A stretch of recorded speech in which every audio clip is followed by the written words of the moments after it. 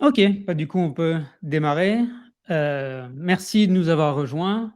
Donc le French Talk numéro 2, seconde édition, French Talk pour le tableau user group francophone. Donc on n'est pas spécialement, français, je suis moi-même pas basé en France, donc on est vraiment un tableau user group pour toute la communauté des gens qui parlent français, peu importe où vous êtes dans le monde. Hem, je pense que maintenant vous savez ce que c'est un tableau user group, hein, donc on essaie de faire intervenir différentes personnes qui sont experts ou qui ont un bon retour d'expérience à partager avec nous, sur Tableau. Ça peut être des personnes qui travaillent chez Tableau aussi, comme aujourd'hui. Et donc l'objectif, c'est de vous montrer à la fois des choses qui sont simples, peut-être des fois des parties qui sont vraiment pour les débutants, pour bien démarrer, mais aussi des parties très avancées, très complexes avec des experts vraiment qui peuvent partager des choses très pointues. Donc ça va dépendre des fois. On vous laisse regarder le programme et on va essayer de faire un événement tous les 2 mois, sachant que là, il y a l'été, donc on fera une petite pause probablement en juillet-août et on reviendra, en septembre. Mais à partir de septembre, on va essayer d'avoir un événement tous les 2 mois ou peut-être un peu plus. Ça dépendra en fait de nos invités, de nos guests.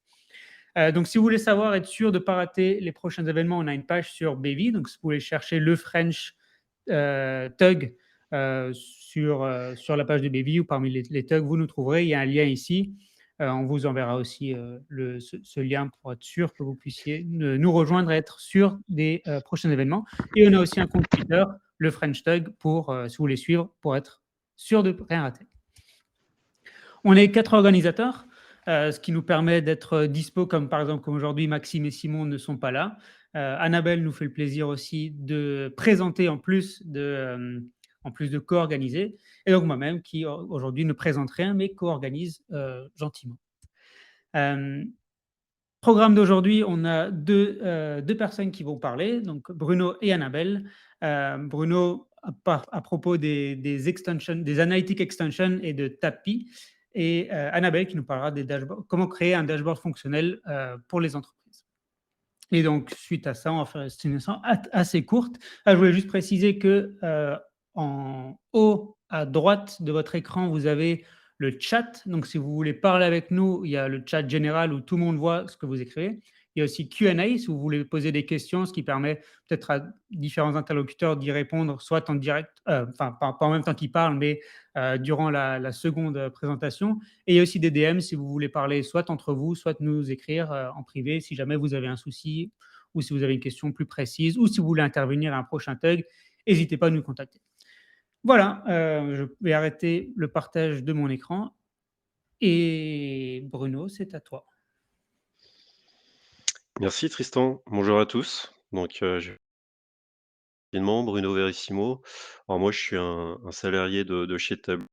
J'exerce le rôle de Principal Solution Engineer et le plaisir de travailler principalement avec des organisations du secteur public.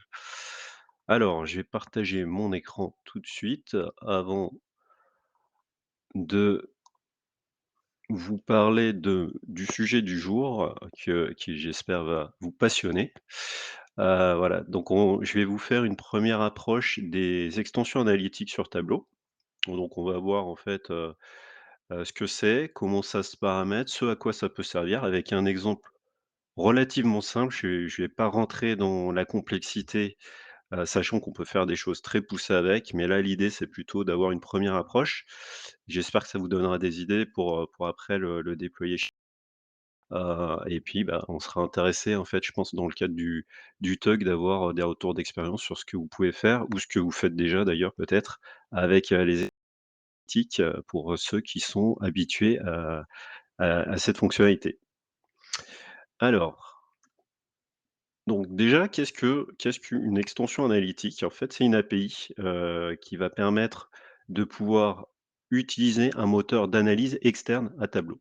Donc on sait qu'avec Tableau, on peut faire voilà, des choses assez poussées en termes d'analytique, mais des fois, ça peut être, intéressant de pouvoir exploiter des capacités externes autres via, des langages de scripting, hein, comme R, Python la plupart du temps, ou d'autres plateformes en fait, de machine learning ou d'IA.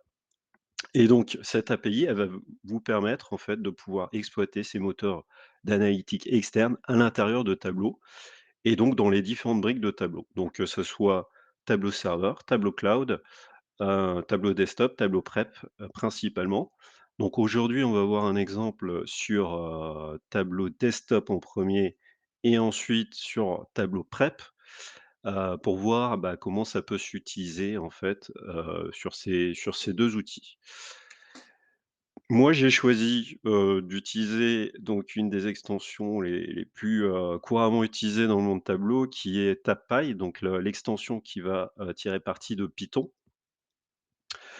Alors, je suis pas un expert Python, hein, je vous rassure tout de suite et peut-être que ceux qui verront le code tout à l'heure, ils vont sauter au plafond, mais justement, ça va permettre de voir qu'on peut faire des choses, en fait relativement simples sans être un expert, de ce type de langage et qu'on est plutôt bien, aiguillé en fait par toutes les docs qu'on peut trouver en fait sur le sujet. Donc l'idée en fait ici, ça va être d'exploiter, un petit module, que je vais vous présenter tout de suite qu'on appelle TabPy. Donc la traduction littérale, c'est tableau Python server.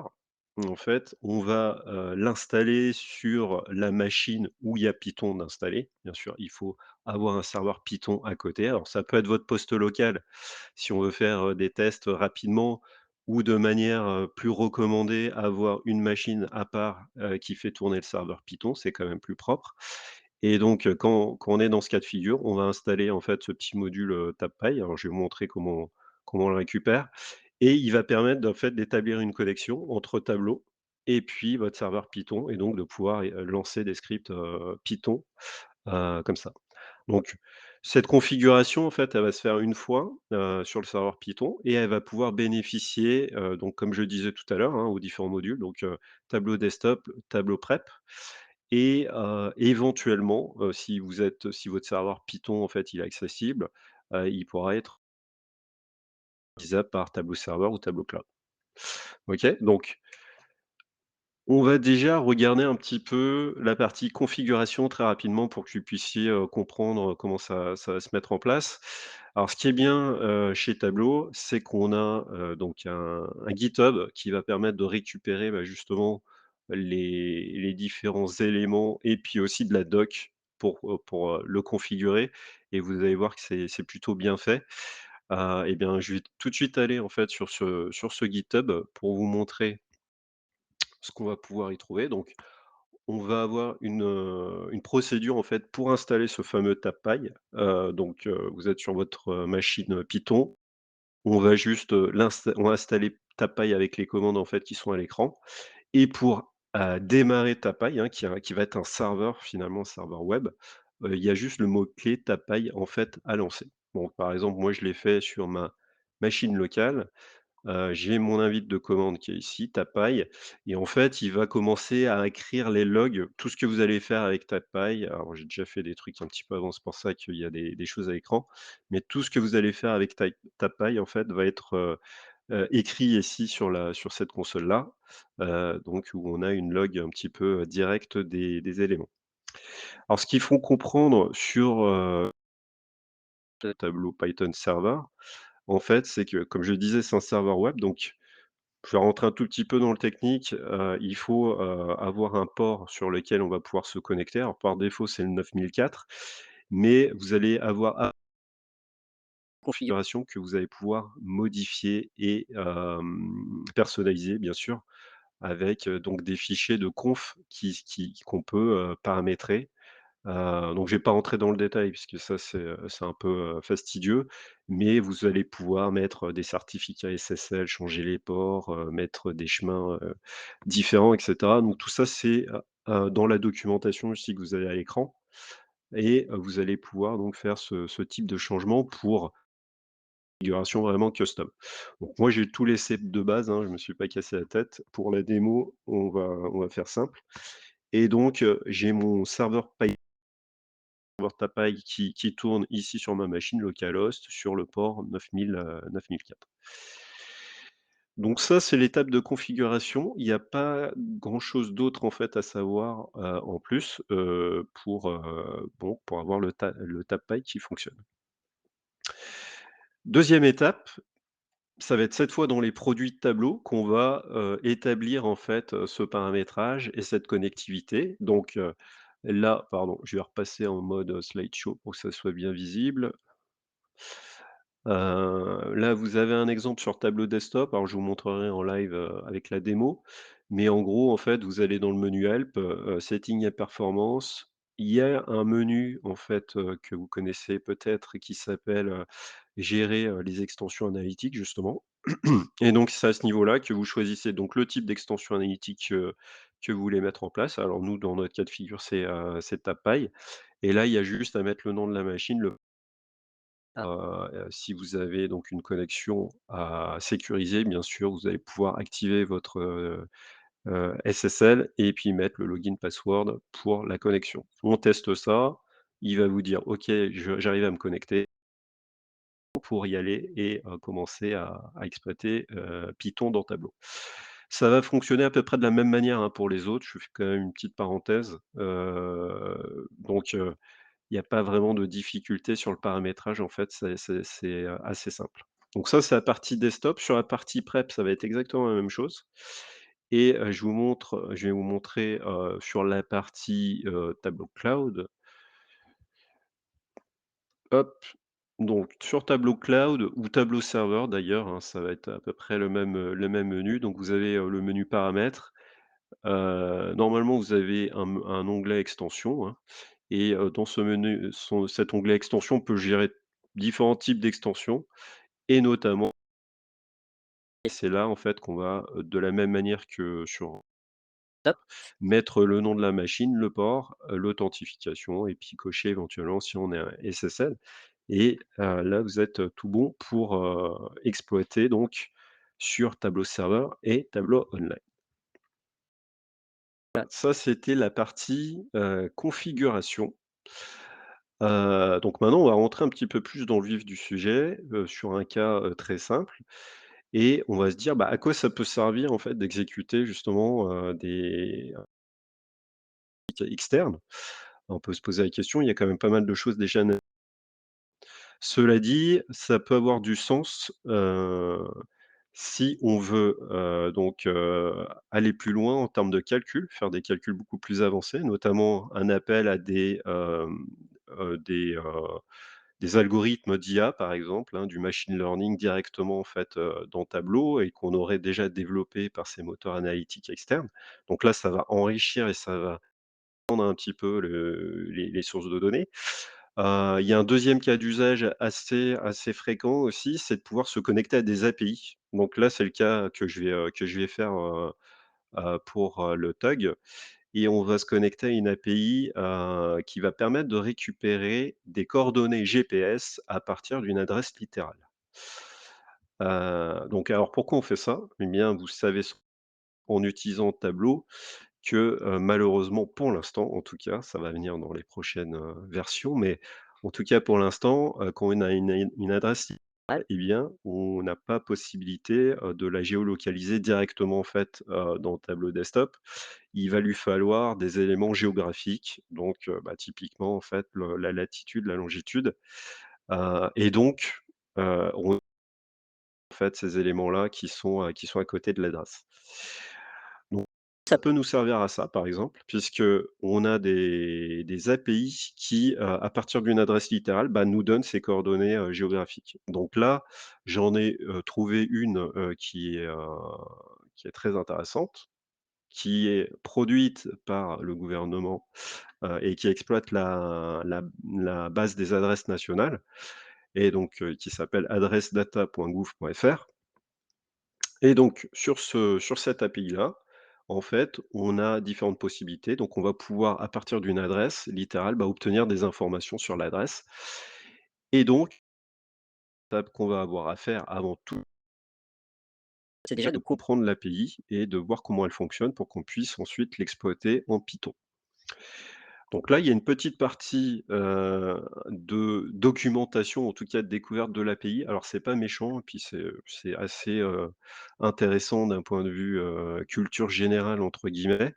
Donc là, il suffit de se laisser un petit peu guider sur le site en question et là, on voit que, bah, ils ont une page d'API avec, différentes, API disponibles, API des adresses, API Fantois et cetera. Donc nous, on va s'intéresser pardon, plutôt à celle-ci, l'API adresse Et donc le principe d'une API, pour ceux qui ne connaissent pas bien, en fait, ça va être d'envoyer une requête HTTP, en fait, au site en question et qui va nous, redonner un résultat. Donc on va avoir une commande, en fait, qui permet, d'envoyer une requête HTTP et de récupérer le résultat et donc on va l'exploiter. Donc là, en toute logique, envoyer une requête avec, comme paramètre, bah, l'adresse data et on espère récupérer, des informations sur, la latitude, la longitude. Donc on va regarder un petit peu comment fonctionne l'API. Donc là, par exemple, en fait, une API search et le search, en fait, va permettre avec, différents paramètres de pouvoir récupérer donc, des informations. Donc là, il faut regarder un petit peu comment fonctionne l'API et ce qui est important, c'est de comprendre, c'est ce que va retourner l'API, en fait, en termes de résultats. En général, une API, web, donne comme résultat, en fait, un JSON qui est le format un peu standard, en fait, d'échange, web et donc si dans le JSON, en fait, de résultats, eh bien, j'ai il y a des informations qui m'intéressent et ben, banco, ça va être tout bon. Donc là, typiquement, en fait, je vois que, dans le JSON de résultats, j'ai une notion de coordonnées avec donc la latitude et la longitude et donc je vais regarder, en fait, quels sont les paramètres que je vais pouvoir exploiter, envoyer, mon adresse et là, je vois que j'ai un paramètre, Q comme query, hein, pour requêter, en fait, l'API qui va me permettre d'envoyer une littérale. Alors je vois qu'il faut que je la forme d'une certaine manière, hein, par exemple 8 boulevard du Port, il a mis 8 plus, BD plus, et cetera. Donc il y aura peut-être un petit travail pour le former, correctement. Mais une fois que j'envoie ça, en fait, le résultat que je vais obtenir, ça va être le JSON que j'ai, ici et donc ça, je vais pouvoir l'utiliser dans Tableau. Donc c'est un peu la logique, en fait, qu'on va avoir.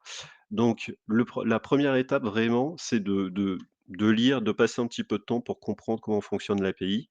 C'est intéressant, on peut se dire: «Ouh là, c'est compliqué, il faut que je lise la documentation et cetera», mais en fin de compte, c'est assez bien fait la plupart du temps et ça reste quand même assez simple.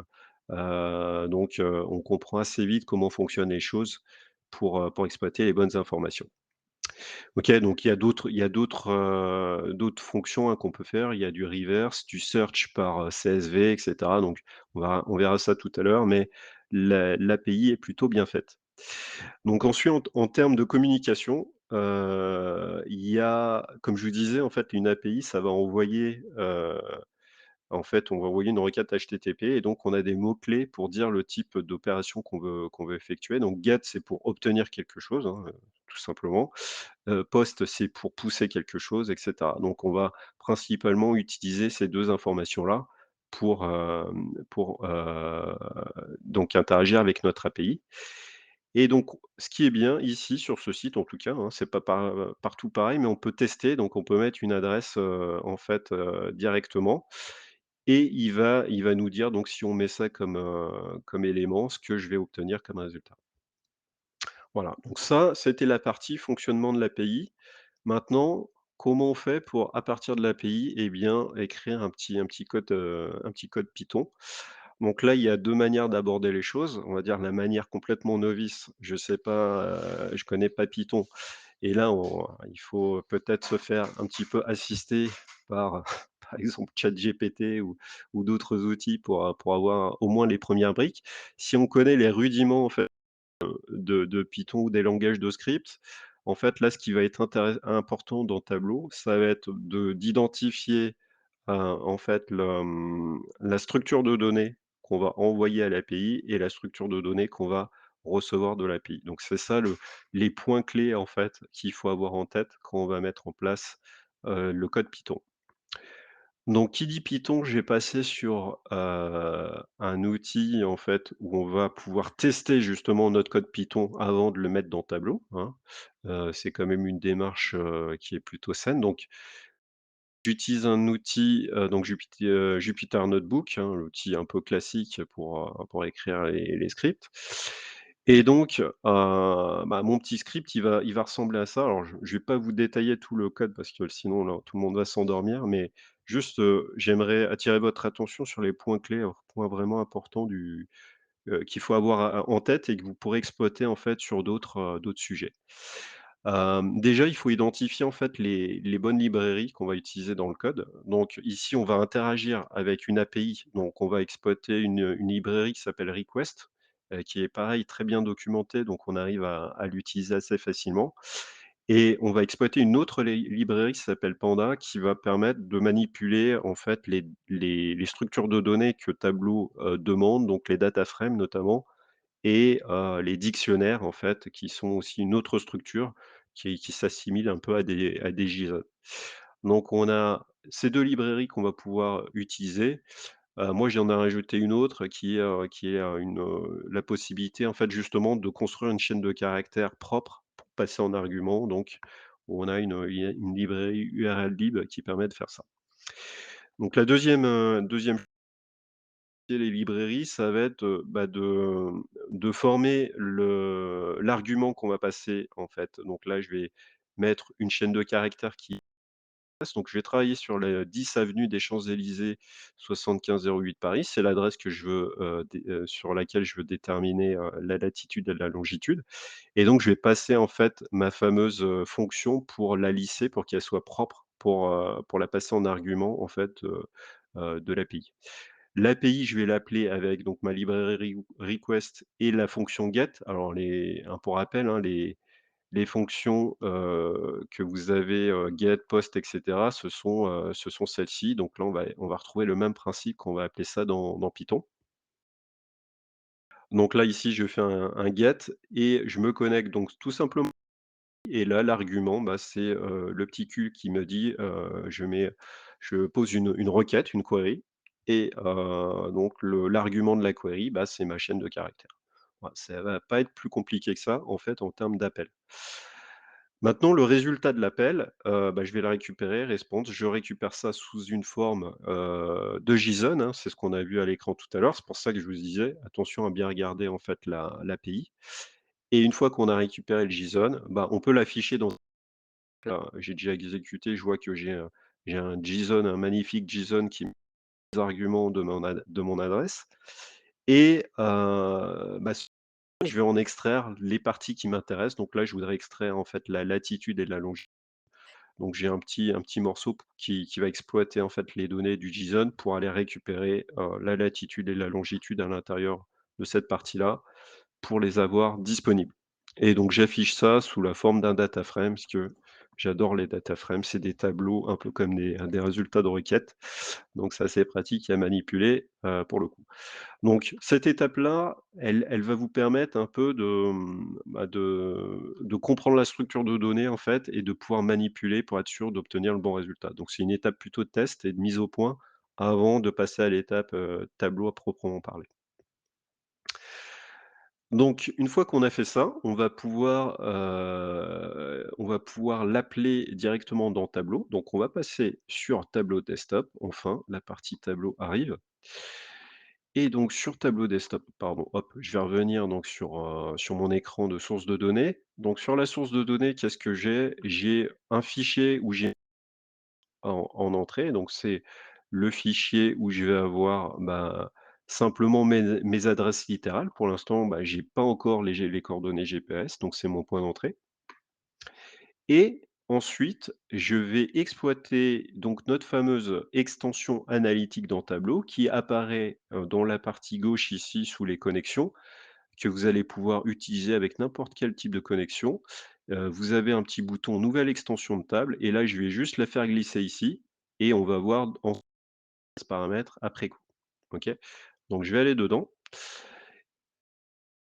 En fait, j'ai 3 parties dans mon écran. Donc j'ai une partie où je vais coller mon code Python en question et je vais vous expliquer quelques petits éléments à savoir pour la partie Python. J'ai une partie qui va, prendre en compte le point d'entrée ou enfin oui, l'entrée qui sera nécessaire au code Python, hein, donc c'est tout simplement, les données d'entrée. Donc j'ai répété à nouveau mon fichier d'entrée que je vous ai montré tout à l'heure, donc qui contient les adresses et sur la partie du bas, en fait, je vais avoir, le résultat, donc qu'est-ce que j'ai en sortie? OK?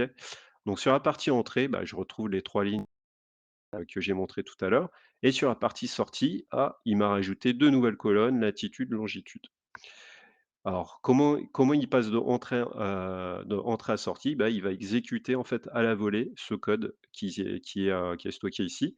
Donc là, vous allez pouvoir stocker votre code, Python. Donc c'est celui qu'on a vu un peu, hein, dans le notebook Jupyter. La différence notable, c'est quoi? C'est que vous allez avoir un argument d'entrée, donc qui, se matérialise sous le nom arg1 avec un underscore, donc c'est ce qui est ici, entrée qui est sous la forme d'un data frame.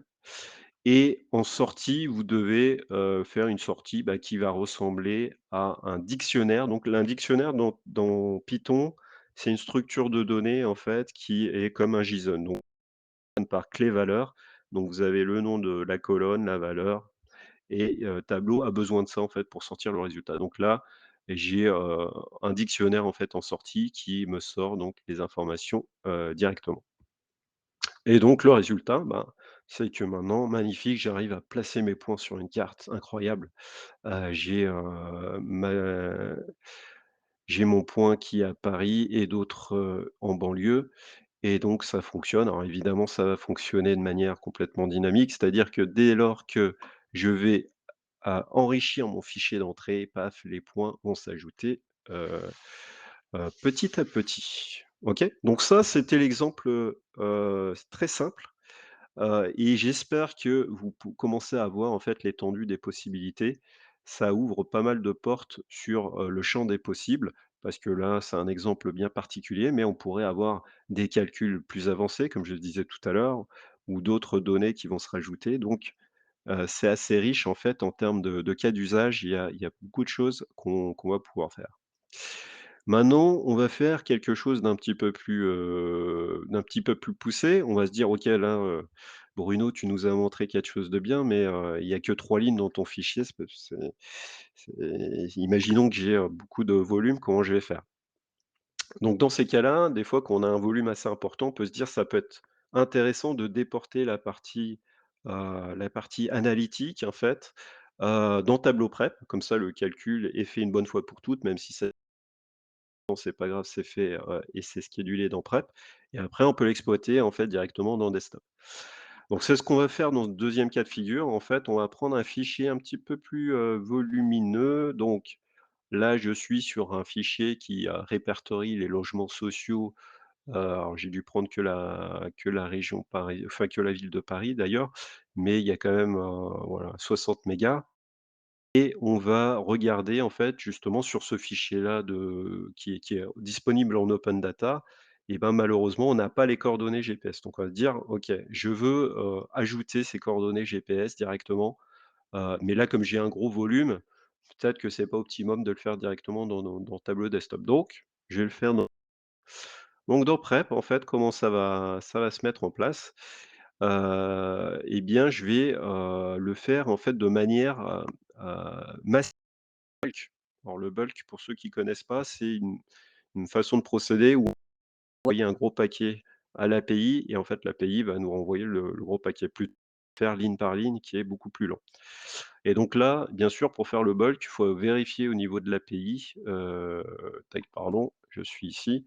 On va vérifier au niveau de l'API qu'on peut le faire. Alors on regarde un petit peu notre documentation, tac, tac, tac et là on voit qu'effectivement, on a une possibilité d'envoyer un fichier CSV à donc de faire un géocodage de masse. Donc ça paraît pas mal, ça semble être quelque chose d'exploitable pour nous. Donc je vais exploiter cette, possibilité-là et donc là, je vais faire une petite fonction en fait qui va simplement prendre, bon, je vais vous montrer directement donc la fonction. Voilà, qui va prendre en entrée donc un CSV qui va, demander donc comme data en sortie donc, enfin qui va prendre en entrée uniquement les datas adresse et postcode et qui va sortir donc l'adresse, la latitude, la longitude. OK, donc tout ça je vais le mettre dans une fonction et je vais pouvoir l'exploiter dans Tableau Prep. Alors dans Tableau Prep en fait, pareil, hein, que tout à l'heure, on va pouvoir paramétrer en fait l'extension analytique de la même manière et comment ça s'exploite? Bah, c'est avec la fameuse transformation peut-être déjà utilisé et qui va vous permettre donc de vous connecter à votre serveur Python et puis d'utiliser le fichier que je viens de vous montrer, hein, donc le script Python et d'appeler la fonction en question. Alors, il y a une différence, quand même sur la partie prep par rapport à la partie desktop. Quelle est-elle?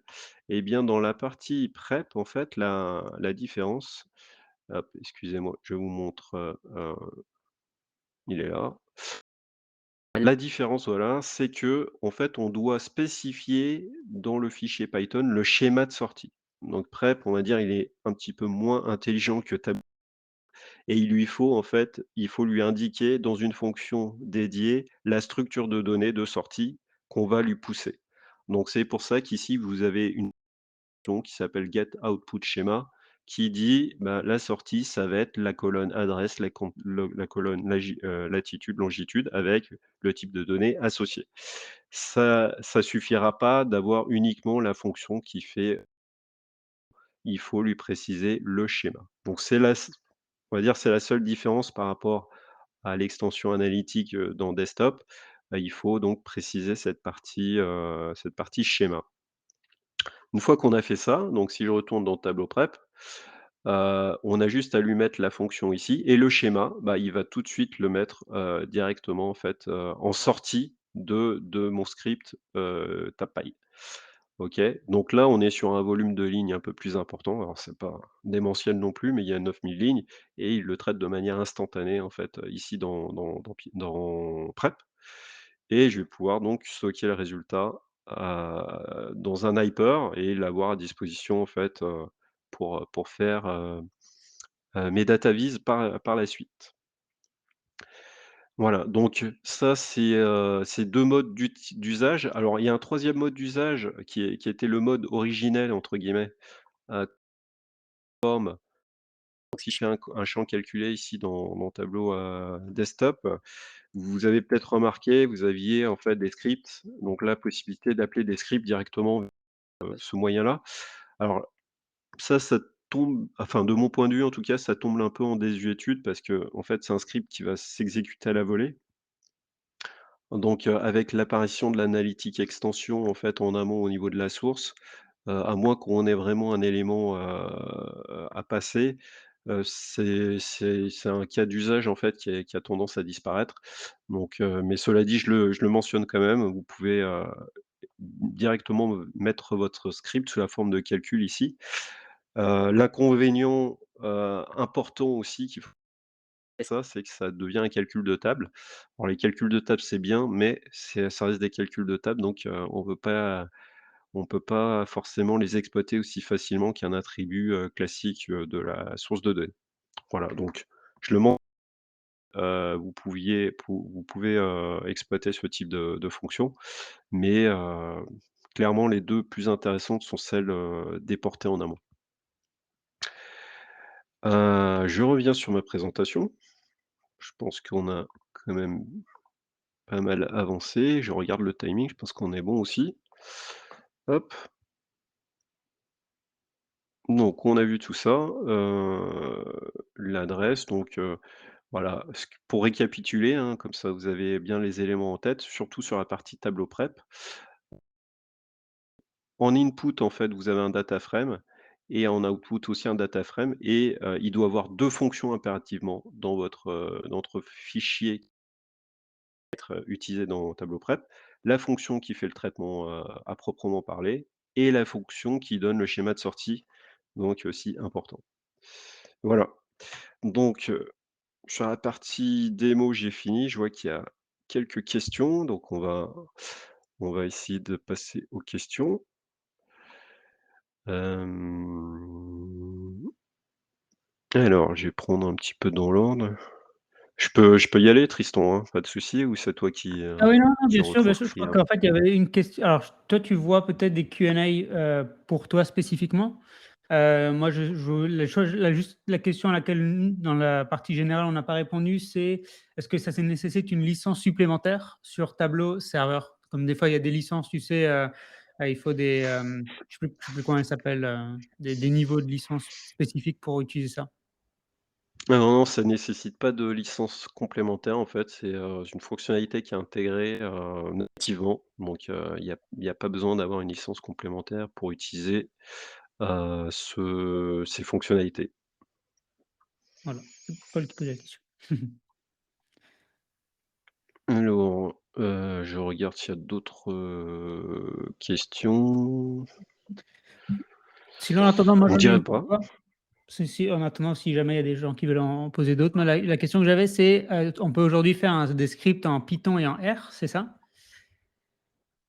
Ouais, Est-ce que tu sais exactement. si c'est prévu d'avoir d'autres langages comme peut-être du JavaScript ou des genres de choses dans le futur? Est-ce que tu sais si ça fait partie de la roadmap ou des choses comme ça? Alors, c'est déjà possible en fait, parce qu'en gros, si tu veux, pour R et Python, il y a déjà des serveurs Tableau qui sont déjà préconfigurés, on va dire, ou Mmh. disponibles sous forme de librairie, donc c'est très natif.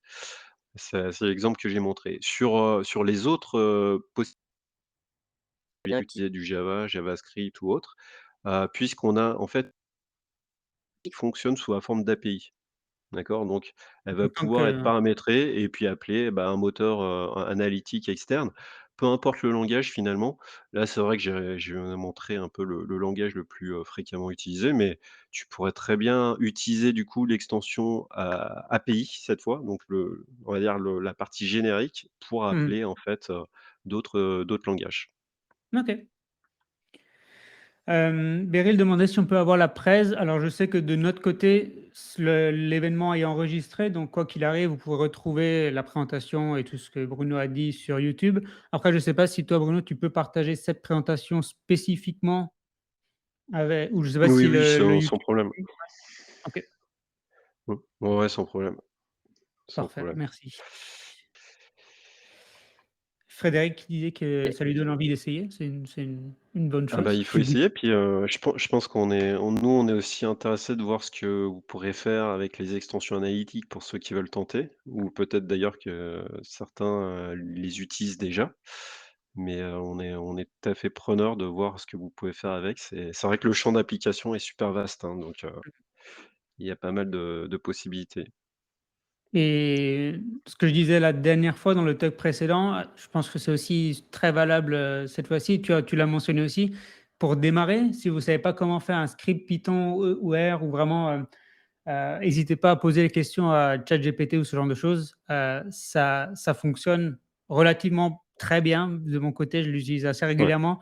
Je ne sais pas comment coder une certaine chose.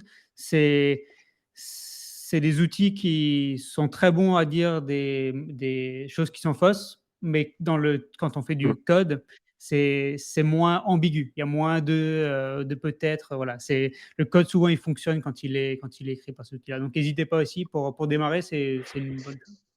tout à fait, tout à fait. C'est une démarche, assez intéressante en fait d'avoir un petit assistant qui vous aide sur les premiers pas dans la réalisation d'un script donc puis Il fait des c'est le erreurs des futur. fois, C'est le futur, hein, il faut savoir exploiter ce type d'outils, je pense, petit à petit, l'incorporer dans notre manière de travailler donc voilà. Tout à fait. OK. Si vous avez d'autres questions, n'hésitez pas à les poser et on pourra y répondre, dans le chat, pendant que Annabelle, présente, et je pense qu'on est bon de notre côté. Annabelle, si tu veux commencer. Ah bah, je vais partager mon écran, alors je suis toujours très lente à faire tout ça. Normalement, vous devez voir, mon joli slide, rose et bleu. On est bon, on est Eh bon. ben, on est bon. C'est Eh ben, merci beaucoup de m'avoir invitée. Je crois que vous avez pas eu beaucoup le choix, mais bon. Donc mon nom, pour ceux qui me connaissent pas, c'est Annabelle Rincon. Je gère le centre de compétences, Tableau pour une banque suisse. Je vis à Zurich. J'ai la chance, d'être, un tableau visionnaire et un tableau ambassadeur, donc merci beaucoup, pour tous ceux qui ont voté pour moi. Et j'ai d'autres activités en plus de mon travail, aussi liées un peu à Tableau. Je co-dirige l'analytique Tableau User Group en anglais, et aussi, une initiative qui s'appelle, Data Plus Women. C'est pour promouvoir des femmes, qui travaillent, avec les données. Nous avons un événement la semaine prochaine, c'est aussi en anglais, c'est gratuit et les hommes et les femmes peuvent venir. nous n'avons que des femmes qui sont speakers, mais nous accueillons tout le monde. Voilà, donc ça, c'était juste mon petit slide de présentation. L'objectif d'aujourd'hui, c'est vraiment de vous parler de, dashboard fonctionnel et comment si vous dirigez un centre de compétences, comment faire que toute personne qui, travaille avec Tableau, fasse des dashboards fonctionnels. Donc c'est absolument pas, l'idée c'est pas de reproduire un dashboard, de tableau public qui est souvent, pousse le design assez loin, qui peuvent être amusants. Non, c'est vraiment faire quelque chose qui soit peut-être un peu passe-partout, d'accord? Mais qui ait pas de faute et qui vraiment, vous puissiez vous concentrer sur l'analyse des données. Donc, quand on parle de fonctionnalité, souvent les gens pensent qu'il n'y a pas de beauté dans la fonctionnalité, mais si. On peut tout à fait créer des tableaux de bord, fonctionnels, mais agréables. J'aime beaucoup, ce que dit, Donald Norman. Si vous n'avez pas lu le livre Design of Everyday Things, il est vraiment très, très bien. Et il parle du fait que quand vous êtes un designer, donc quand vous produisez, vous faites un design, que ça soit un tableau de bord, une machine à café, peu importe, vous devez produire des expériences qui soient agréables. Donc non seulement vous devez produire du café si vous faites une machine à café, mais quand même le design doit être élégant, ça doit être facile à utiliser. Donc c'est ça que je voulais aussi, vous parler. Donc quand vous faites un dashboard et ici par exemple, c'est un dashboard qui est tiré, de The Big Book of Dashboard, qui est un dashboard, qui présente le service, d'abonnement mensuel. Donc on peut imaginer, par exemple, c'est le service d'abonnement mensuel de Netflix. Je pense que les données ne seraient pas les mêmes, mais bon voilà. C'est un dashboard qui, il va pas gagner un prix, hein, de design, mais il est clair, il répond aux questions qu'on se pose. Quelle est l'évolution de mon service de souscription mensuel? Combien de souscripteurs j'ai gagné et j'ai perdu dans le mois? Dans quelle région? Et cetera. Et c'est ça qu'on veut, atteindre quand on fait des dashboards, fonctionnels pour l'entreprise. Par exemple, là, ici, vous avez un autre type de dashboard, qui est un dashboard qui a été créé par Mike Cisneros, qui présente, l'évolution, du prix du pétrole, à gauche et de l'or. Extrêmement beau et plaisant à regarder. Il y a absolument, pas de problème. Moi, j'aime beaucoup, j'aime le fait qu'il a mis, la mise en page, vraiment, différente. Donc, ça attire l'œil, ça attire l'attention et ça va permettre d'engager la conversation. Si vous me demandez lequel des dashboards est le mieux, et je vais vous dire pourquoi. Parce que ça dépend, relativement, de votre public et quel est votre objectif. Si c'est des fins, de suivi d'activité au sein d'une entreprise, si ce n'est pas pour de la communication externe, mais c'est vraiment pour l'utiliser tous les jours, vous allez préférer un dashboard, qui est celui de gauche et qui va vous permettre à un analyste d'analyser les données, d'aller, dans un niveau de plus fin. Si c'est quelque chose pour une communication externe ou, qui peut même être, publié, papier ou, mis sur un poster, bien évidemment, on va préférer celui de droite qui va, attirer davantage l'attention, et qui a déjà préparé ici. Donc les 2 sont très beaux, il y a absolument aucun souci. Donc vraiment ça dépend de votre public et de l'objectif. Si on reste un peu sur, dans le normal ce qu'ils écrivaient et il dit qu'il y a 3 niveaux de traitement. Donc le niveau viscéral, ça va être, vous voyez, vous regardez ce dashboard et tout de suite vous devez avoir une réaction. Vous aimez pas. C'est ça le niveau viscéral. Est-ce que, quand vous le regardez, vous avez vraiment envie de l'utiliser? Hem, mais vous avez d'autres niveaux, de traitement qui s'appellent le comportemental. Donc c'est est-ce qu'avec votre dashboard, vous pouvez effectuer les tâches d'analyse, pour lequel l'objet a été conçu? C'est-à-dire que est-ce qu'avec votre machine à café, vous pouvez faire du café? Et le niveau réflectif, c'est, est-ce que la tâche que vous avez effectuée a été réussie? Donc avec, votre machine à café, ça serait: est-ce que votre café était bon? Ou était suffisamment bon? Est-ce que le grain était suffisamment moulu et cetera? Mais avec votre dashboard, ça va être, est-ce que grâce au dashboard, j'ai pu répondre correctement aux questions que je me posais? Bien évidemment, tout ce que vous allez faire pour un tableau de bord, fonctionnel, il faut que ça soit aussi assez relativement beau. Donc les apparences comptent. Par exemple ici, c'est, encore une fois du même livre, hein, du, Big Book of Dashboard. Vous avez 2 versions de ce dashboard. L'un à gauche avec un design relativement moderne, des couleurs qui sont assez calmes, une mise en forme assez douce, hein, ils ont réduit vraiment, tout ce qui est grid line et tout. Vous voyez, c'est assez, en gris clair, c'est assez, neutre. Avec celui de droite qui a des couleurs beaucoup plus criardes, beaucoup plus dures, beaucoup plus saturées. Moi, si vous me dites, que vous préférez celui de droite, honnêtement, je ne pourrais pas travailler avec celui de droite tous les jours. C'est beaucoup trop, violent et beaucoup trop dur en termes de couleurs pour que je puisse, attirer et fixer mon attention, hem, sur l'analyse. Donc c'est pour ça qu'il faut, vous voyez, avoir des avoir quand même, des petites, astuces pour pouvoir faire un dashboard qui soit, non seulement facilement utilisable, mais aussi, beau esthétiquement, que vous puissiez travailler plusieurs, heures dans la journée avec. Donc voilà, ça c'est, ne négligez pas la partie importante, je viens juste de vous dire que les apparences comptaient. Effectivement, le design compte, on va dire l'apparence visuelle compte, mais il y a d'autres choses qui sont aussi importantes. Ça va être, est-ce que vous répondez à des questions? Est-ce que, vous avez bien analysé les demandes de vos utilisateurs? Est-ce que vous répondez à une vision? Est-ce que le dashboard est, performant? Est-ce que le dashboard est facile à utiliser? Heu, tout ça vraiment est capital.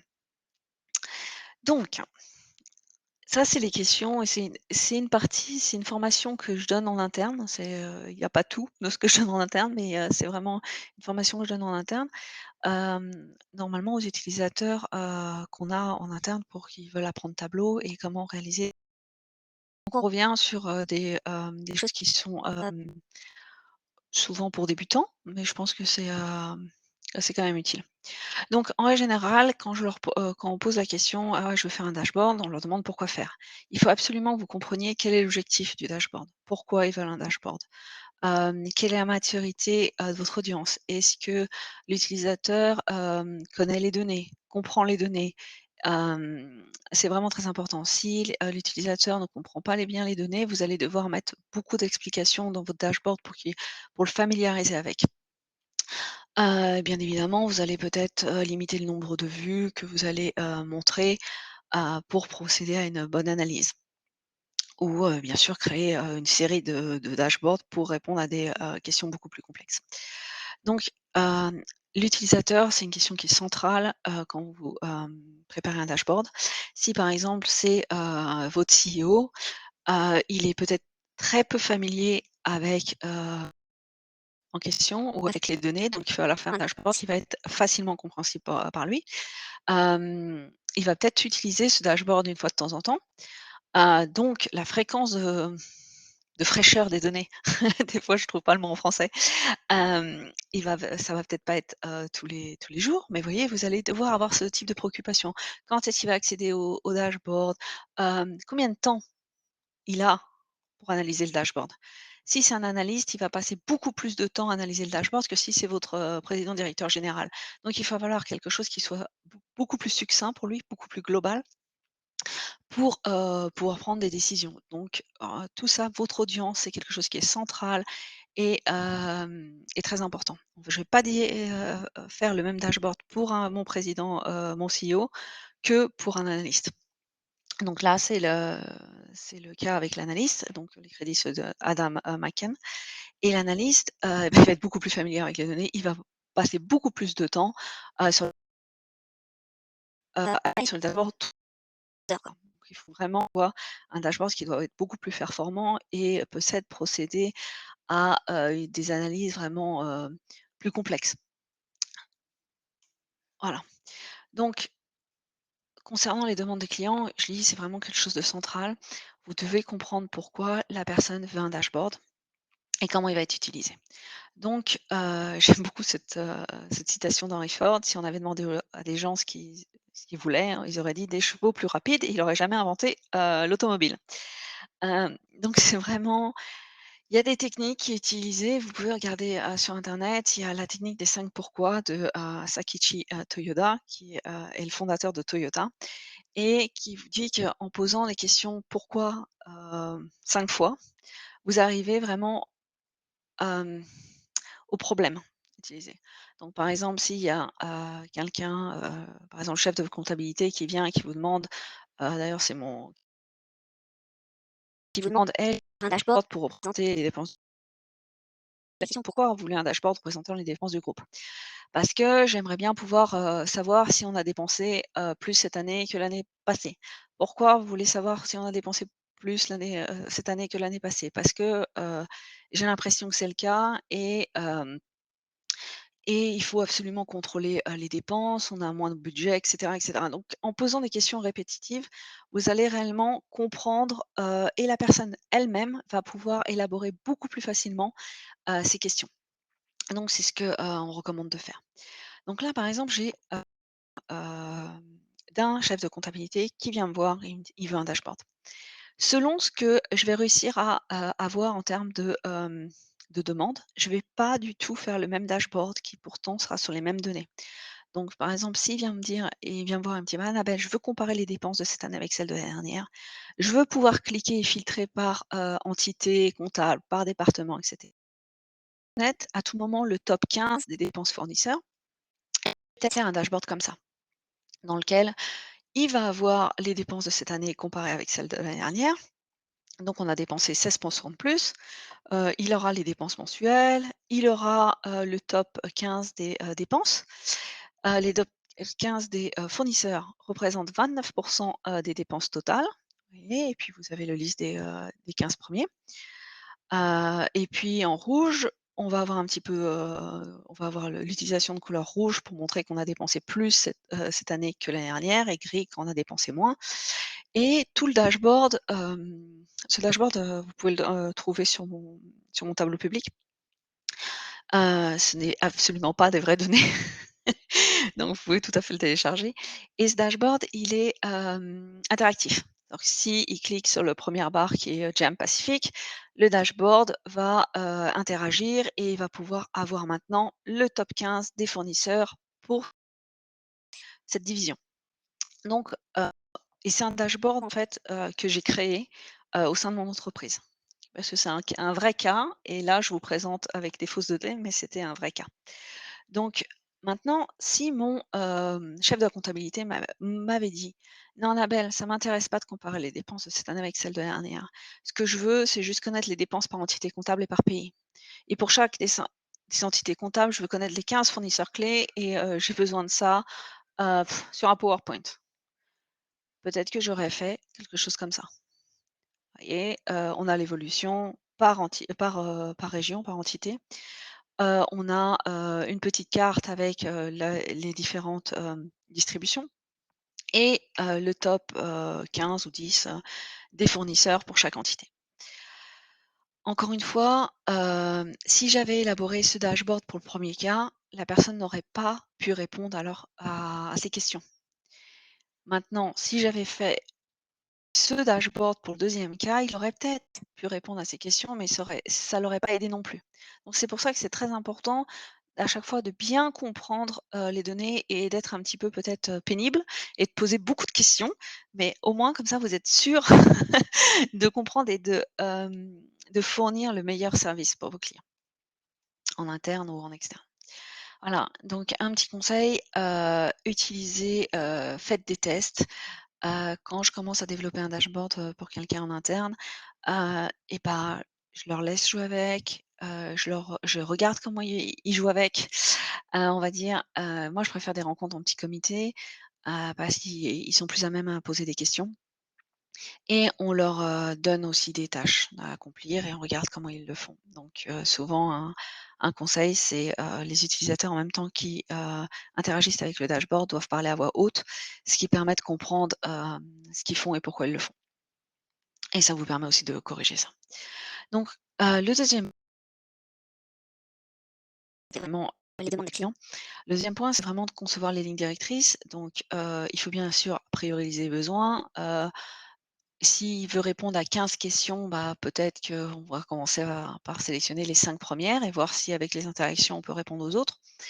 Moi, ce que je vous conseille, c'est de faire un brouillon. Moi, j'utilise encore le papier et le crayon, mais il y en a qui préfèrent, faire leur design, sur Figma ou sur Paint ou où vous voulez ou sur un tableau noir, comme vous voulez. mais je vous conseille quand même de faire un brouillon, ça permet souvent d'avoir des idées un peu plus claires. Hem, Qu'est-ce que je peux rajouter ici? Oui, bah, oui, concevoir sur une grille, rajouter alors il y a, ça s'appelle Big Ass Number, mais je crois qu'il y a aussi, quelque chose un peu plus sympa pour dire ça. Enfin bref, vous savez les grands chiffres clés sur les dashboards, c'est souvent bien vu. Ça permet d'avoir une vue globale et puis après vous pouvez avoir votre vue détaillée. OK, donc en règle générale, le d'or, c'est en termes de design, en tout cas, pour l'entreprise, moins il y en a et mieux c'est.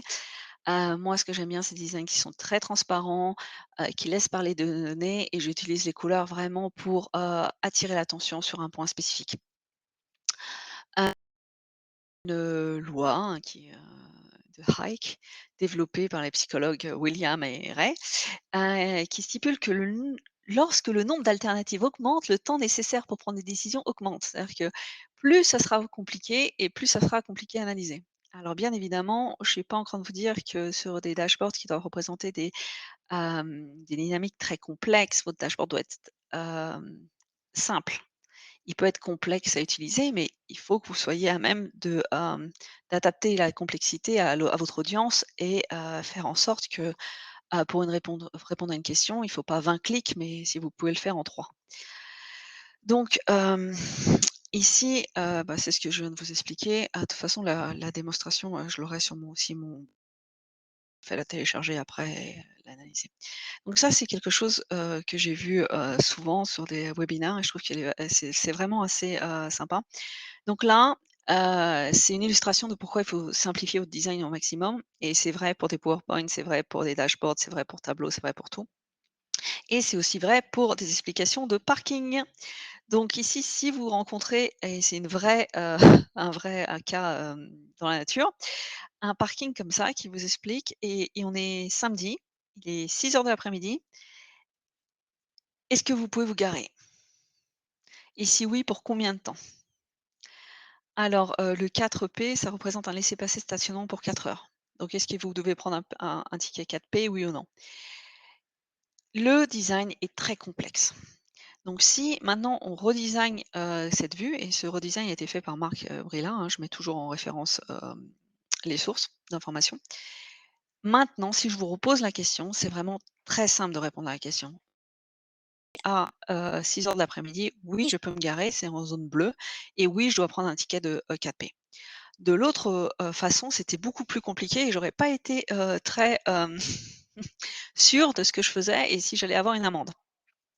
Donc ici, bien évidemment, le signe a été repensé, on a utilisé la couleur, la mise en page. Vous voyez, vous avez vraiment des colonnes, pour les différents jours de la semaine et je pense que c'est vraiment beaucoup plus facile de prendre une décision ainsi et donc c'est pour ça qu'il faut toujours penser à la simplification de votre, tableau de bord. C'est un aspect, primordial. Voilà, donc en règle générale, moi ce que je propose, en interne, c'est 6 étapes pour aboutir à un design qui est fonctionnel. Donc les 6 étapes et c'est une liste, hein, que j'ai, une checklist que j'ai sur, intranet. Voilà et bah, premièrement, vous allez ajouter des titres pour plus de clarté. Nommer toutes les fleurs de travail. Je veux pas avoir, feuille de travail 1, 2, 3, 4, 5, 6 et action, dashboard 1, 2, 3, 4, 5, 6. C'est, pas comme ça qu'on devrait travailler. En général, je dis aux gens qu'il faut utiliser, des blancs, des espaces blancs pour laisser un peu le dashboard, s'organiser au mieux et aussi, le laisser un peu respirer pour que ça soit un peu plus clair. Heu, il faut réduire le taux d'encre pour vous concentrer sur les données. Je demande aux gens aussi de réfléchir à la manière dont le tableau de bord va être utilisé pour peut-être introduire des actions. Réorganiser le contenu selon, ce qui est important pour vous ou pas et enfin, à la dernière étape, d'utiliser les couleurs de manière significative. Donc si par exemple, on commence et on a ce type de dashboard et j'ai souvent ce type de dashboard, j'ai souvent des gens en interne qui viennent et me disent: «Ah Nabel, j'ai fait mon premier dashboard, regarde comme il est beau et ah bah, est-ce que tu peux m'aider juste à le rendre un peu plus beau?» Alors, comme vous voyez, c'est vraiment des cas, que j'ai. Il y a absolument aucun titre.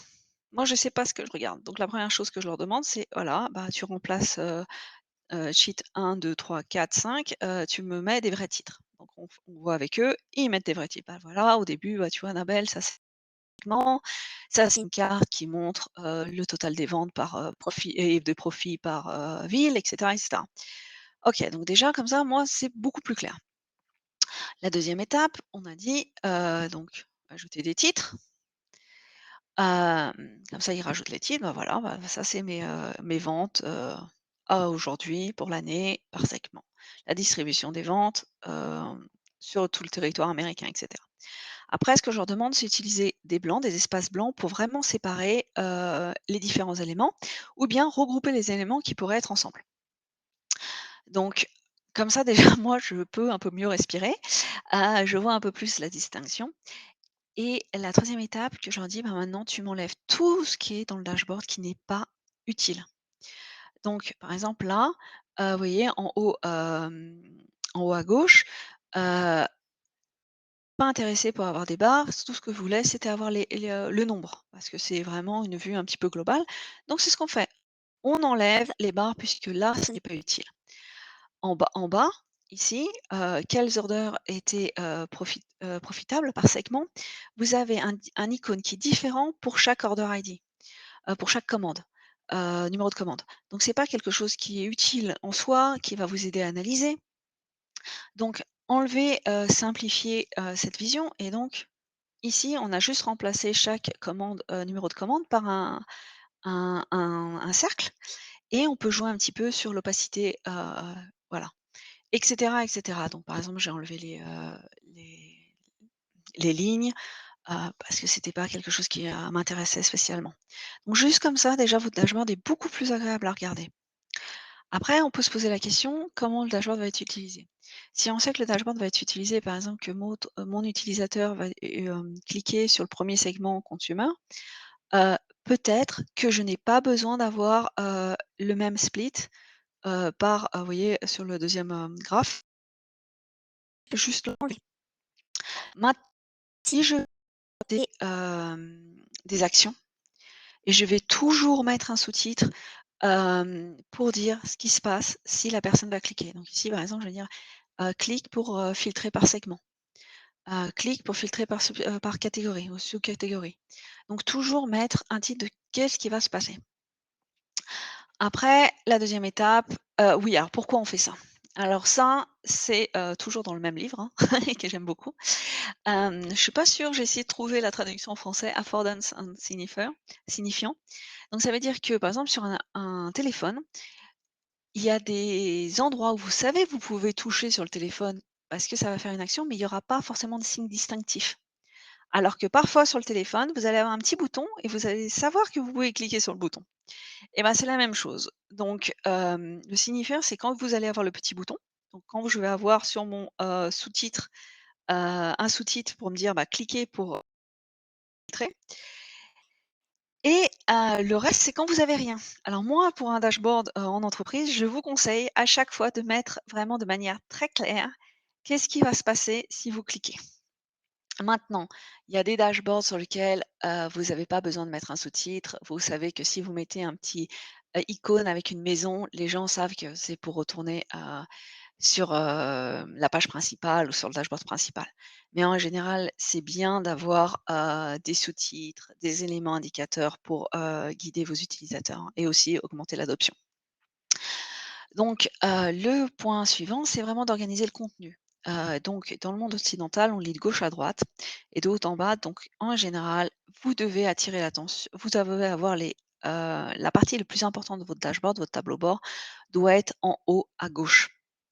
Après le deuxième élément, en gris un peu plus, clair, le troisième élément et cetera et cetera. Donc basé sur ça, j'ai réorganisé avec les éléments les plus importants pour répondre aux questions, du client. Et enfin, la dernière étape, c'est utiliser les couleurs. Donc je conseille toujours aux gens de, faire votre dashboard, de construire votre dashboard en gris, en bleu, en couleur neutre et après d'utiliser la couleur juste pour attirer l'attention. Ici, on voulait attirer l'attention sur les parties, où on perdait de l'argent, donc tout ce que les profits négatifs. Donc j'ai utilisé le rouge pour, montrer là où on perdait l'argent. Et puis enfin, vous pouvez, un petit peu laisser un petit peu plus de place pour certaines, visualisations, travailler un petit peu la carte et cetera et cetera. Et bien sûr, ici vous avez un sous-titre pour expliquer quelle est, la légende de la couleur. Par exemple, là donc on a bien en rouge tout ce qui est, où on perd de l'argent et en gris où on est, profitable. Donc je vais pas gagner un Vis of the Day avec ce dashboard, mais ce dashboard va me permettre d'être facilement utilisable, d'assurer une bonne expérience pour mes clients et voilà. Et c'est ce qu'on veut en termes, d'entreprise. Donc après j'ai des petites et ça je vais passer vite parce que sinon je vais me retrouver toute seule dans le call. J'ai, il y a des, petites astuces en termes de police, qu'il faut pas utiliser plus de, 4 polices de format, éviter les polices personnalisées si possible, vraiment logique avec les polices et les couleurs d'arrière-plan. Hem, voilà, donc là, c'est par exemple, c'est des exemples, mais je peux laisser cette, ce de pardon, cette présentation sur, il sera, on enverra le lien, par email. Vous pouvez tout à fait, regarder. Donc ce que je veux insister, c'est vraiment sur les couleurs et les polices d'arrière-plan. Vous avez des, sites web qui vous permettent de tester vos couleurs. Donc par exemple ici, donc c'est la source, c'est, Chantilly qui a fait, ce dashboard et elle s'est amusée à changer, la couleur d'arrière-plan. Et alors ici, il y a assez de contraste entre, le titre par exemple et le fond d'arrière-plan, ce qui fait que, c'est lisible. Si elle avait fait son dashboard avec un gris beaucoup plus clair, vous voyez, il y a pas assez de contraste, c'est pas assez lisible et il faut toujours que vous pensiez à, est-ce que mon dashboard est accessible par la majorité, des personnes? Et comment je peux améliorer mon design pour que ça soit accessible pour tout le monde? Si vous savez que vous allez avoir des gens qui n'ont pas une bonne vision, et ben, il faut pas utiliser des polices de moins de 10 à 12 pixels, vous voyez? Et cetera, et cetera. Donc ça, je peux passer. Voilà, donc là, c'est conception sur une grille. Faites d'abord un brouillon. Voilà, donc là, c'est des choses sur les icônes. Pareil, choisissez des icônes qui soient faciles à reconnaître, choisissez quelque chose qui est simple, mettez pas une maison avec, 5 portes et 10 fenêtres quand juste une maison est largement suffisant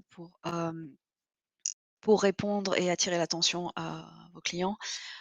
Si vous utilisez des icônes, il faut vraiment garder des styles qui soient cohérents. N'utilisez pas, juste des contours et puis, tout d'un coup, vous allez, utiliser, la maison, coloriée en bleu foncé, ça va attirer beaucoup trop l'attention sur cette icône-là au détriment des autres. Et des conseils sur les couleurs. Alors ça, c'est très important. Créez des combinaisons de couleurs qui soient accessibles, testez-les, il y a beaucoup de websites qui vous permettent de faire ça. Limitez le nombre de couleurs dominantes à une couleur dominante, c'est suffisant sur votre dashboard. Pour un dashboard, encore une fois, pour l'entreprise, dédié à l'entreprise. Si vous utilisez les couleurs de l'entreprise, faites-le avec précaution. N'utilisez pas des couleurs de l'entreprise, pour montrer des profits négatifs, par exemple. Ça, je l'ai vu, beaucoup.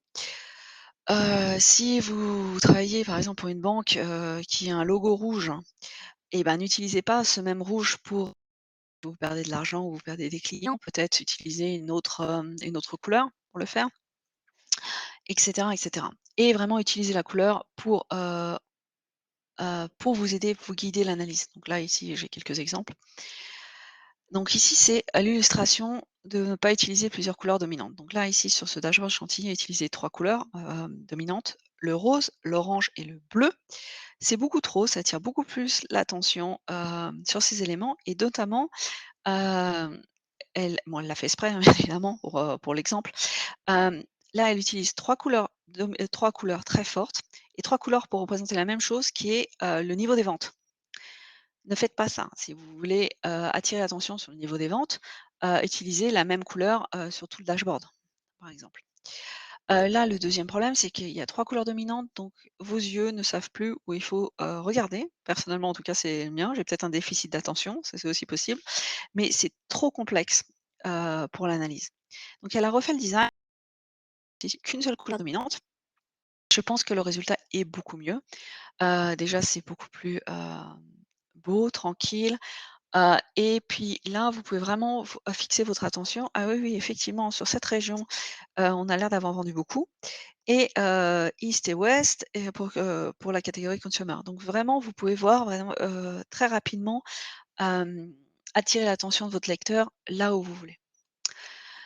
Ici, c'est, utiliser les couleurs d'entreprise avec attention. Donc, souvent les couleurs de l'entreprise et ici, c'est les vraies couleurs de mon entreprise. Mon entreprise a 1, 2, 3, 4, 5 couleurs dominantes. Hem, le noir, le rose, le, jaune, le bleu, vert et j'en ai une autre que je n'ai pas mis et quand je suis arrivée, c'était le type de dashboard que je voyais. Donc ils mettaient donc pour la même raison, les couleurs de l'entreprise sont des couleurs qui sont dominantes. Donc ici, c'est trop criard, hein. Donc il faut absolument que vous réduisiez, peut-être, par exemple le rose, de l'entreprise pour représenter des profils négatifs. C'est absolument pas ce qu'il faut faire. D'autant plus que vous pouvez aussi avoir un autre problème, c'est que par exemple, l'écriture jaune sur fond blanc, il y a pas assez de contraste. Donc il faut vraiment que vous fassiez, très attention et pareil, la partie, fond d'écran noir pour représenter les filtres, ça attire beaucoup trop l'attention, sur un élément qui est absolument pas capital pour le dashboard. Donc par exemple ici, vous pourriez refaire le dashboard, en utilisant une couleur de l'entreprise pour attirer l'attention et utiliser ça, par exemple ici on clique sur le consumer, tout apparaît en vert, je clique sur corporate, une autre couleur où le vert change et maintenant représente corporate, c'est, comme on veut. Mais ce dashboard permettrait déjà d'avoir une utilisation beaucoup plus aisée et vous permettre aussi de vous concentrer davantage. Voilà, donc quand on parle de combinaisons de couleurs qui sont c'est, vous avez des simulateurs qui vous permettent de simuler, les personnes qui ont des déficits visuels, donc qui ne voient pas, par exemple, les cônes verts, qui est Dopteranopia, je prononce très, très mal, je suis désolée, ou les cônes rouges et cetera et cetera. Et ça, je crois que c'est 8 de la population masculine qui a, un type ou un autre par exemple, qui est daltonienne, ouais, de déficience visuelle et donc c'est quand même quelque chose qu'il faut, vraiment faire attention. Moi, par exemple, dans mon board de directeur, dans mon entreprise, je sais qu'il y a des gens qui sont, en déficience visuelle et c'est pour ça que, bah, les dashboards, il faut les fabriquer en pensant à tout ça. Donc par exemple, un des cas les plus communs, qu'on voit dans les dashboards, c'est l'utilisation des couleurs, des feux tricolores. Où ils utilisent le rouge, l'orange et le vert et si vous êtes daltonien, vous ne voyez pas la différence entre le rouge et le vert. Conseil, c'est, au minima d'utiliser le bleu au lieu du vert, et d'ailleurs c'est au Japon apparemment ils font ça. Ils utilisent les feux tricolores au lieu du vert, ils utilisent le bleu.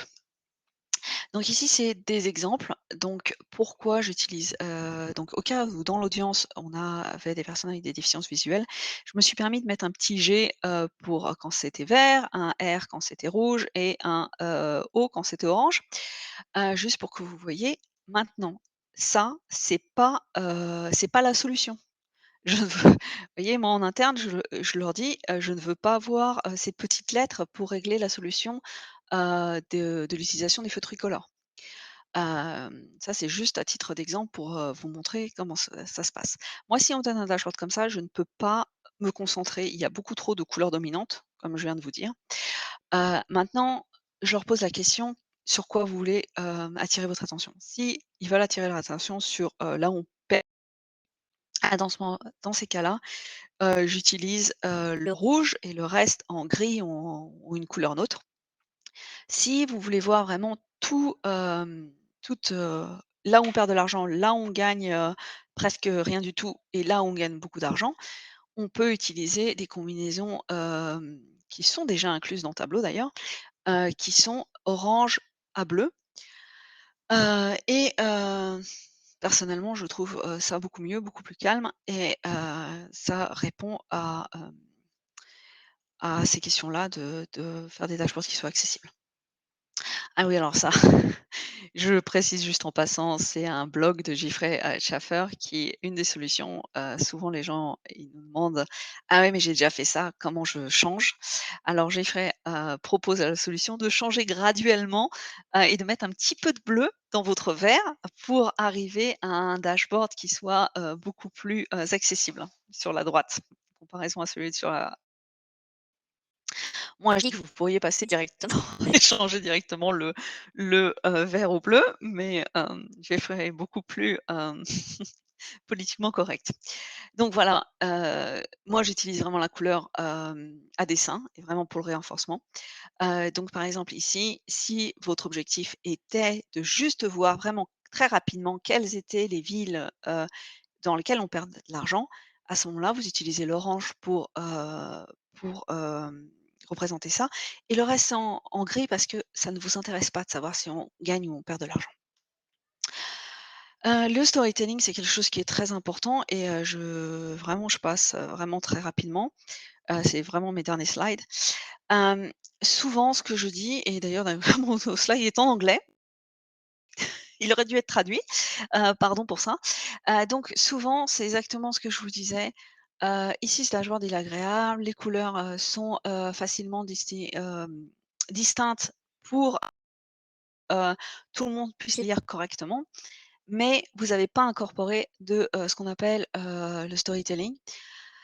Donc ici, c'est pareil. Donc ici, il vous propose, 3 features et par contre, il y a pas la source, alors je suis désolée, il y a vraiment un problème sur ce slide. Hem, la source, c'est, The Newsmomer, hem, Colin Bosnover. Bref, je mettrai sur le chat après.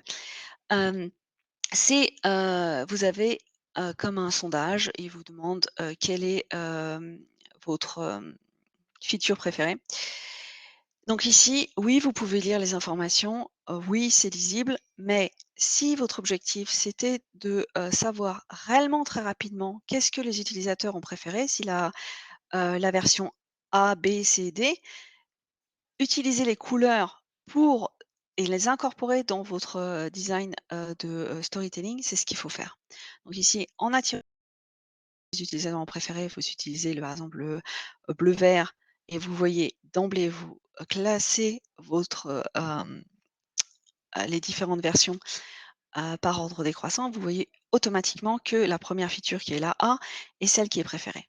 Si votre objectif, c'est de, vraiment vous aligner sur ce qui a été détesté par les utilisateurs et ben dans ces cas-là, vous utilisez l'orange, vous mettez, une couleur qui soit, et vous expliquez, hein, bien évidemment ça aux gens et vous faites là exactement l'inverse.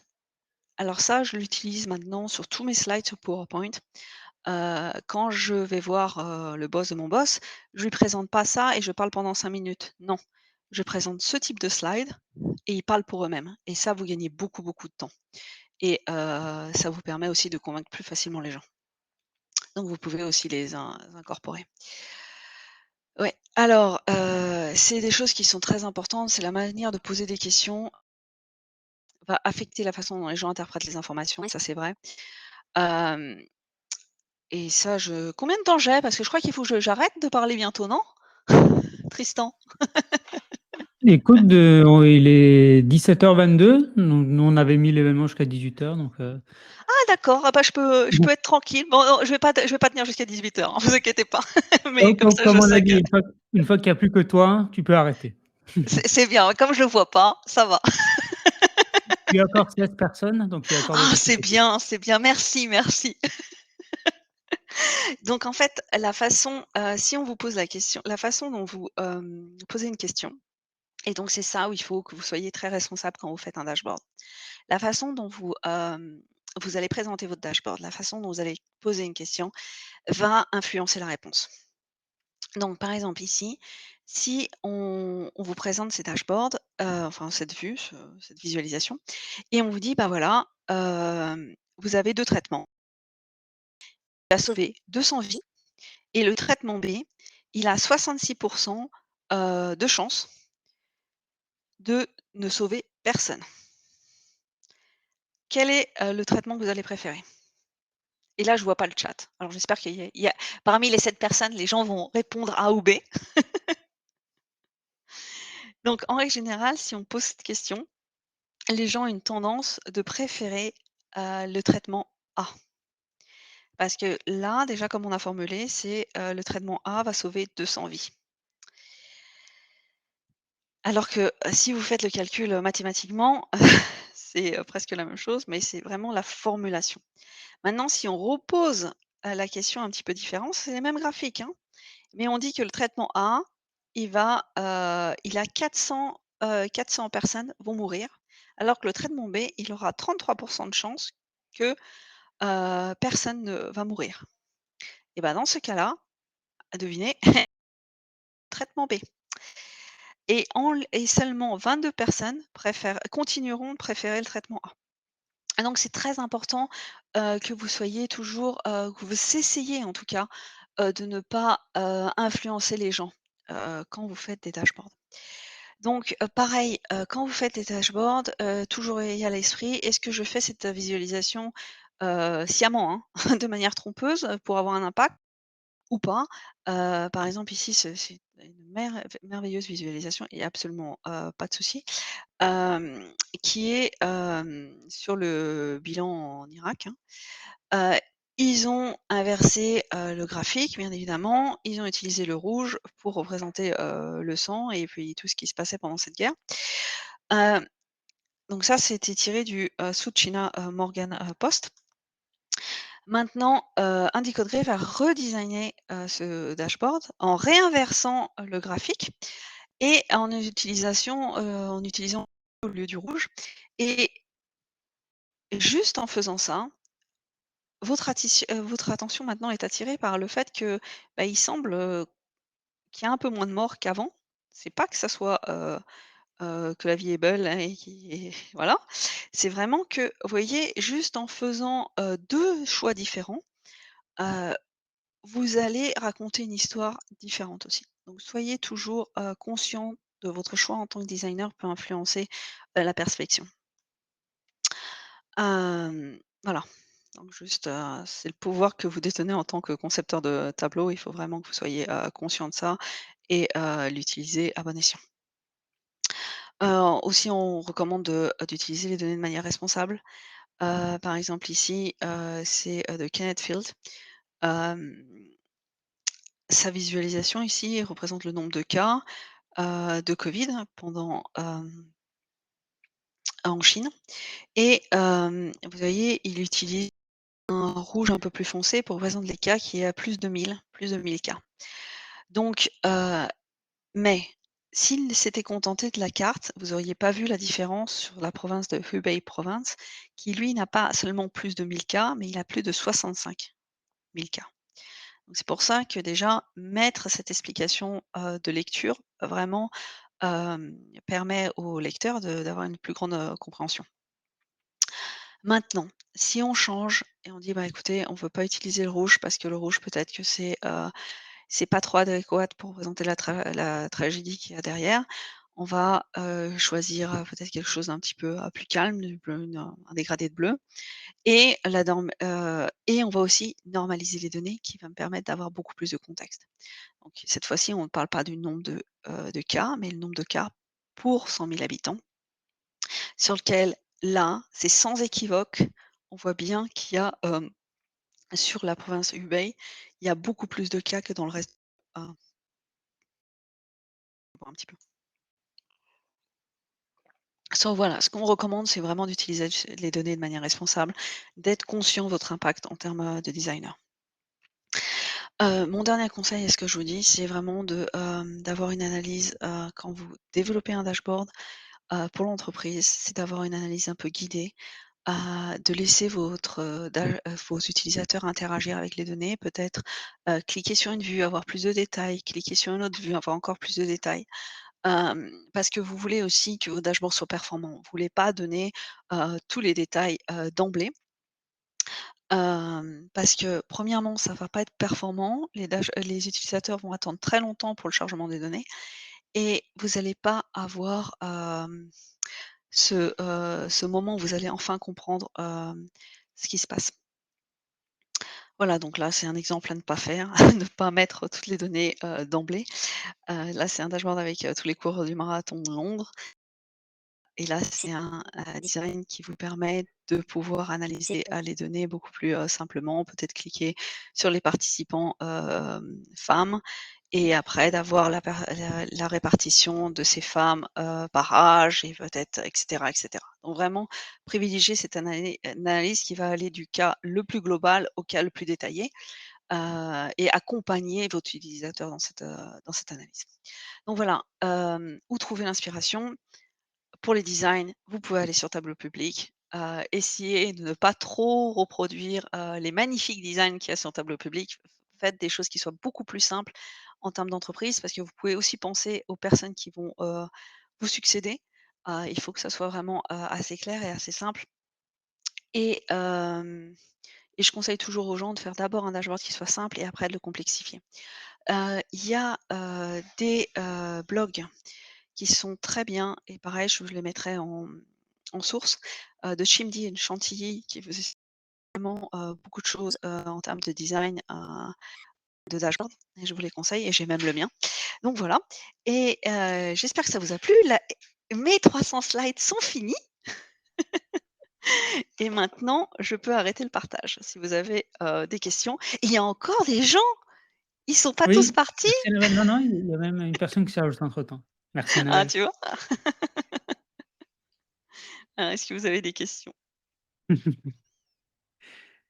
Ah bah voilà, Frédéric. Frédéric, tu seras plus invité.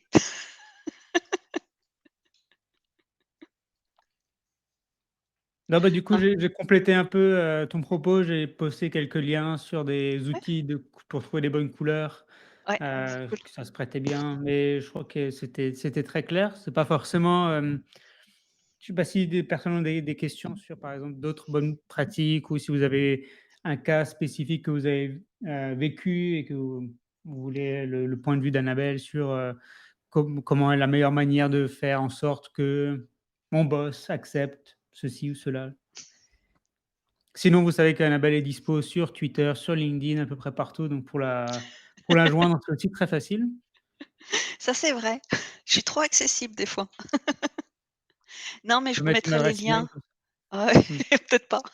Oui, ils peuvent me trouver. Je suis sûre qu'ils arriveraient à me Numéro de trouver. téléphone, ouais. Ouais, non, quand même.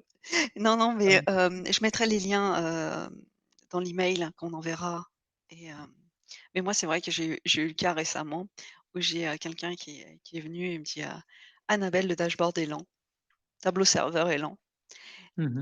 et en fait, ils ont reproduit, l'intégralité de la base de données, Snowflake sur Tableau, donc Ah oui, avec, oui. 50 colonnes et cetera et Dans donc un du coup, on tableau? a dû oui, oui, dans Tableau. Mmh.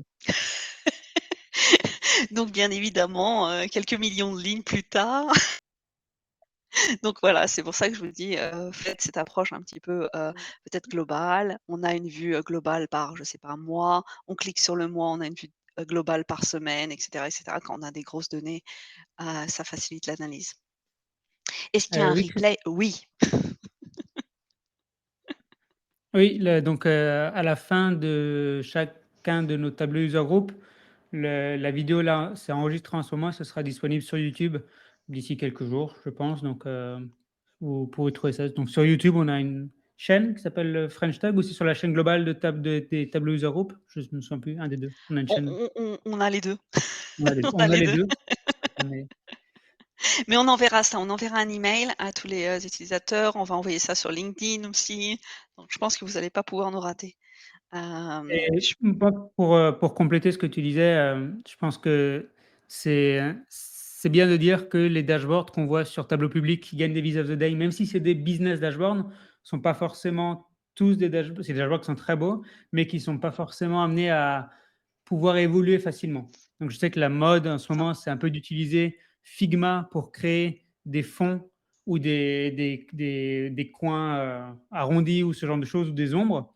Mais si vous avez un dashboard avec 3 KPI, que vous créez tout le design en Figma avec des ombres, avec des bordures, avec, arrondies et tout ça, et que demain on vous dit: «Bah, on a un 4e KPI à ajouter», ça fait beaucoup de travail pour modifier le Figma et ainsi de suite. Donc c'est bien en one shot et c'est bien Figma, c'est très bien pour, itérer un peu sur quel design on veut donner.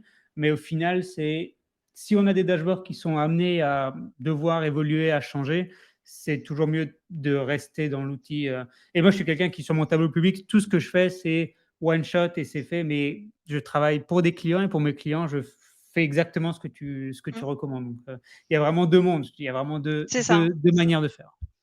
Là, dernièrement, j'ai fait un CV sur, tableau public juste pour m'amuser. Ouais, c'est différent. Je heu, une feuille Mmh mh. que player, je ne ferai jamais ça à l'entreprise. Jamais. Exactement, ouais. Donc voilà, c'est aussi ça, c'est vraiment, essayer d'avoir la bonne approche et penser pas que en termes de design, pas que en termes de fonctionnel, mais en termes d'aussi d'usabilité, de facilité, C'est de ça, maintenance et c'est ça. ça au final, dans les entreprises, ça compte beaucoup.